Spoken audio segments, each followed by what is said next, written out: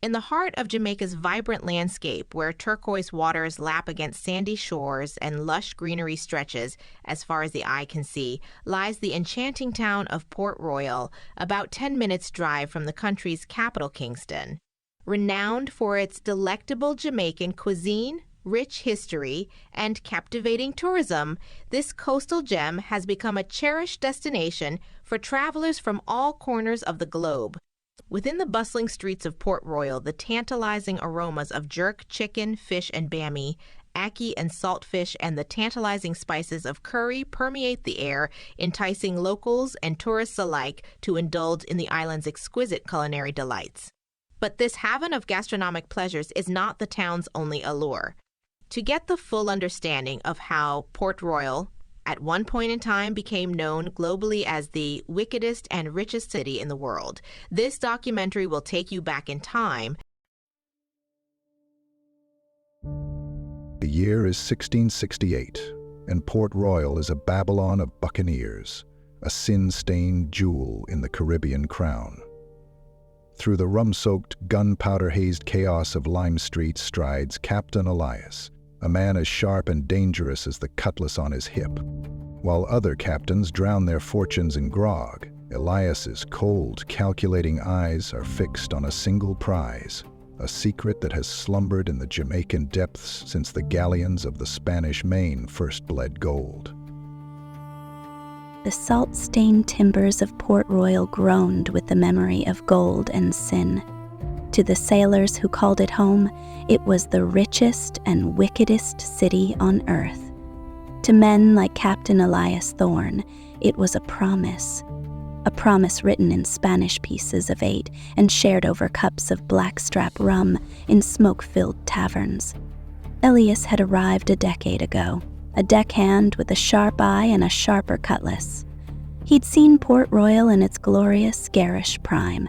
The streets, a chaotic tapestry of fortune and filth, were lined with taverns with names like the Sign of the Boar's Head and the Jeweled Macaw, where a man could lose a year's plunder in a single night to dice or a dazzling smile. The air was a permanent cocktail of sea spray, spilled liquor, roasting meat, and the underlying stench of decay. Galleons from the Spanish Main lay at anchor, their holds emptied of silver ingots and silk, while their crews emptied their pockets into the coffers of the town's merchants and madams. It was built on a spit of sand, this Babylon of the New World, a strategic claw protecting Kingston Harbor. The English had seized it from the Spanish, and recognizing a den of thieves made the perfect guard dog. They invited the Brethren of the Coast to make it their base. The governor handed out letters of marque, legal pardons for piracy, so long as the plunder was Spanish, and the pirates, privateers in name only, flooded in. Elias became one of them. He'd stood with Henry Morgan when they sacked Panama, had shared a bottle with the wild-eyed Roche Brasiliano, and had watched the infamous Calico Jack swing from a gibbet on the Palisadoes, a warning that went unheeded by every soul in town. He'd grown rich, buying a fine house with a balcony overlooking the harbor, its cellar stocked with French wine. He'd laughed with the others that they were dancing on the edge of the world, and the devil held the tune. But lately, the tune had changed. The war with Spain was cooling. The new governor, a stern-faced man from London with a distaste for lawlessness, spoke of order and legitimate commerce. The letters of marque were becoming scarce. The taverns still roared, but there was a new tension beneath the revelry. A sense that the golden age was rusting at the edges. Elias felt it keenly. His last venture, arrayed on a Spanish treasure ship off Cuba, had been a close thing. The ship was better armed, her captain more cunning than expected. Elias had lost good men and returned with a hold only half full. As he navigated the crowded streets towards his favorite haunt, the Siren's Kiss, he felt less like a king of the coast and more like a relic. He pushed open the heavy door into the familiar cacophony. The air was thick with the smoke of cheap tobacco and the roar of a dozen languages. In a shadowed corner, a young man with fire in his eyes and a too-clean jacket was holding court. A galleon, I tell you, the Santiago, heavy with church gold from Cartagena. She rounds the point in 3 days' time, a fat prize for any man with the stomach for it. Elias leaned against the bar, ordering a rum. He'd heard such talk before. Young bloods, eager for glory, often talked of prizes that were either mythical or monstrously well defended. "You ignore the escorts, boy," Elias said, his voice a gravelly rumble that cut through the young man's enthusiasm. "The Santiago sails with 2 frigates. That's no prize.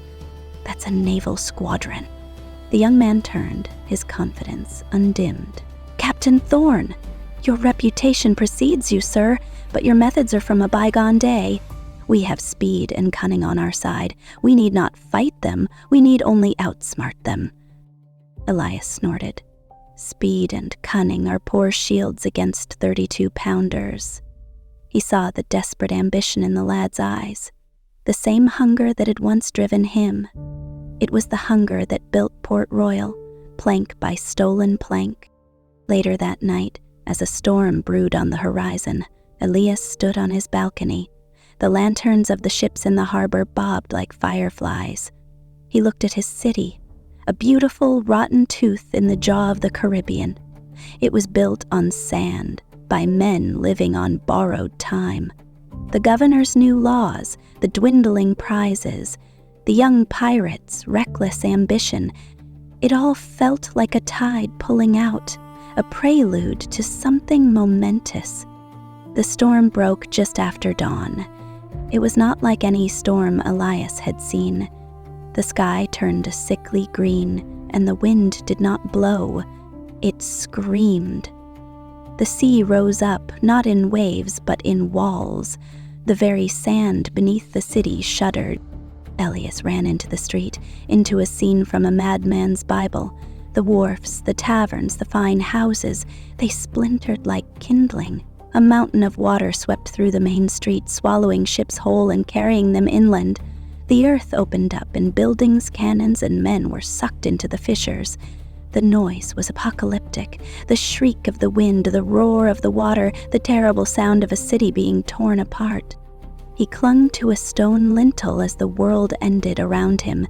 He saw the young would-be pirate from the tavern, his face a mask of terror, swept away into the churning foam. He saw the church, where so many pirates had prayed for salvation without meaning it, slide into the sea. He saw the wealth of 100 raids, the stolen gold of empires, returned to the deep in an instant. When the tremors ceased and the water receded, a terrible silence fell. 2/3 of Port Royal was gone. Where there had been a bustling street, there was now only lapping water. Where the siren's kiss had stood, there was rubble. The mighty pirate port, the Sodom of the seas, had been swallowed by the very element that had given it life. Elias Thorne, coughing on salt water and dust, stood amidst the ruin. He was a pauper again, his gold, his house, his world, all lost to the sea. Survivors wandered like ghosts through the devastation. In the days that followed, as the sun beat down on the wreckage, the stories began to circulate. They said it was God's judgment on a wicked town. They said the pirates had finally angered the sea itself. Elias didn't know about that. As he helped pull a body from the rubble, he understood something simpler. Port Royal was never built to last. It was a fever dream, a flash of gold in the sun, a city built on the unstable foundations of greed and rebellion. The earthquake hadn't created the fault lines, it had merely revealed them. The town would be rebuilt, but it would never be the same. The pirates' reign was over. Their capital was a graveyard, their treasure a legend for divers to dream of. Elias Thorne, an old pirate in a new world, looked out at the quiet harbor. The dancing was done. The devil's tune was finished. All that was left was the slow, patient work of memory, and the deep, dark sea keeping its secrets.